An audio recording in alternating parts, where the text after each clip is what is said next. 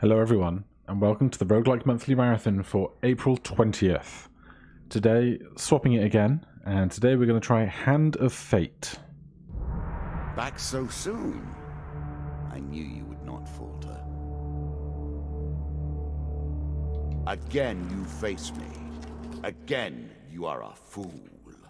So, this is the dealer, and here we kind of have a deck building roguelike dungeon crawler with real-time combat. So you'll see as we get into it. These are the 12 main enemies of the campaign, and then after which you fight the dealer as kind of the final challenge. But we don't need to do the final challenge today. We only need to do the first level of standard difficulty. So we will play against the Jack of Dust. If we hop into the deck builder, you get to decide what kind of equipment and encounters exist within the deck that you play. You also get to change if you have any specific extra challenge you want. So here we have default mode. You can play Warlord, Soldier, and all these other kinds of modifiers to your experience. But for today, we're just going to go on default adventurer mode. And this deck is the deck of encounters that you can find along the way. But I'm not going to dig into that too much. Instead, let's carry on and start working our way down against the Jack of Dust. And returns us to the world in order to experience afresh all that has happened. So, we have received a Ring of Enlightenment. Yet I cling still to this semblance of life. Yes, keep talking, sir. Thank you. If the player sells this ring, they receive 50 gold for each blessing they possess, and all blessings are lost. And we have the Holy Touch. Undead that physically strike the player may receive damage themselves. So that's our opening blessings. And now we move through the board and we come to a tavern. We do not merely speak of a tavern, but the archetypal ideal of a tavern. This guy's going to talk a lot through this, isn't he? That simple. These places exist, or once existed. In a tavern, you meet a ship's captain. Pirates have taken over my ship, the Drunken Wench. Help me reclaim her and I'll share whatever treasure remains in her hold. Sure. So now we have a dice roll of sorts. We're looking either for the success or the great success, but there may be failure, of course. When you reach the pier, you discover the Drunken Wench abandoned. A quick search reveals the pirates took all the treasure. At least I have my wench back. Take this for your trouble. We gain 1 gain card. And that is 7 food. I'm sure you are grateful for that. I should explain, every time we take a step on the map, our food count there in the bottom left of 31 will reduce by 1. We will heal every time we eat food, but if we run out of food, then we will start starving. I think that is food in the top right. I think that's some extra food or extra gold perhaps. But now we can only move on cardinal directions, so we have to select which of these 2 tiles to go to. Let's go to the one on the right. So we have found the cave escape of the floor. Caves and caverns. One cannot hope to find adventure without a little delving now. So we can either go back to the floor, or we can just enter the cave and leave. And since we're not going to try and take 2 hours about this like we did yesterday, let's just get going. And if you're wondering why we're seeing the whole floor revealed to us, our simple map. Your opponent waits here for you.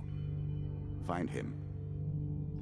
If you defeat me, well, it is early to be talking about victories and losses. Is this whole thing just 2 floors? Let's see what you're made of. I feel like that's too easy if it is. Anything at a shop for 10 gold? Probably not. But I might have to rethink the difficulty of this challenge if so. We don't have any wounds to heal.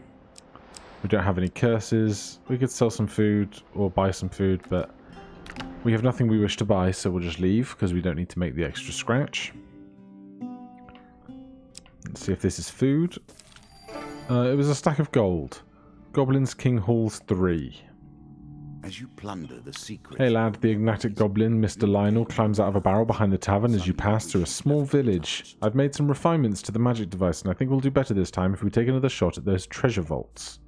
You see, goblins sometimes hide their best treasure, magic items and such like, in enchanted treasure chests. The magic amulet will now reveal these to you if there should be a chance to take any treasure vault we happen to visit. Sure.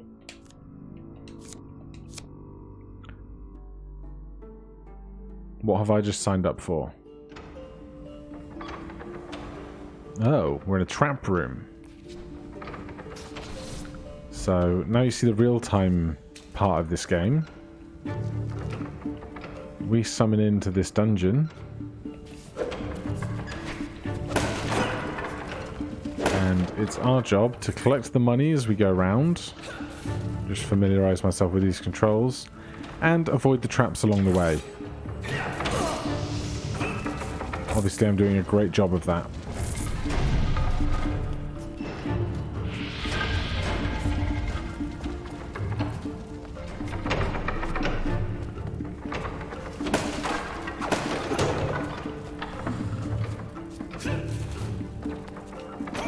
How do I pick this up?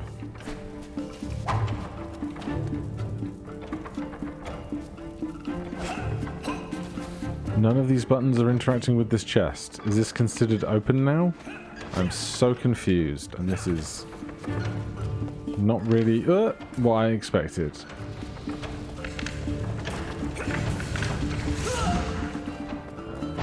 Let's just tank hits because that's easier. Honestly, I've got no clue what just happened. Good work. We draw equipment. Soldier's Fortune. Attack speed is increased by 10%, but cooldown time is also increased by 10%. Accuracy, skill, timing. Draw 2, select one to keep. We'll take the Inferno Potion, sure. And gain 13 gold. And we've unlocked something to carry on our campaign with. Golem Hunting Party. Draw one monster card. It's a golem. Let's avoid them.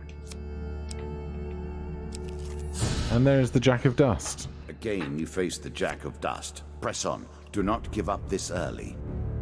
I did not think this would be so short, if I'm really honest. But here we have an example of combat. So it's very basic. We have dodge, block, strike, and our spell. Let's just run into the middle of these guys and pop that. I don't know what that did. Oh, I guess we're setting stuff on fire now.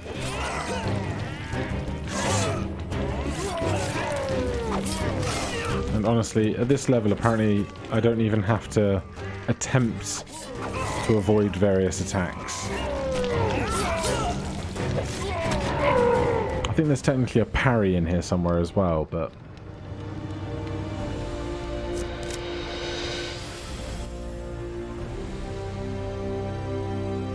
Down into the worms with him. Perhaps there is peace for him in the grave, poor soul.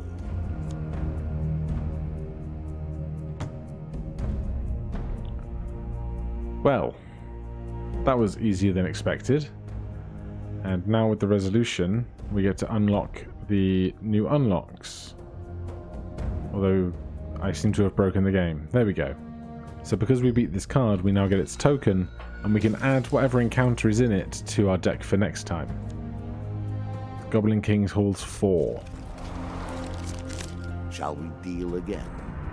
So, I could call that a win, but I feel like just because it was the very first level on the standard difficulty, I don't know if it didn't set enough of a challenge.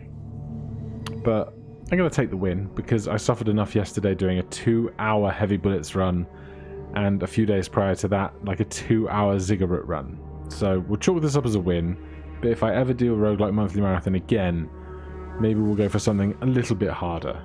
But thank you ever so much for watching. I know this is cheeky, but it's my game, my rules. And if we then look at the trophy cabinet in that case,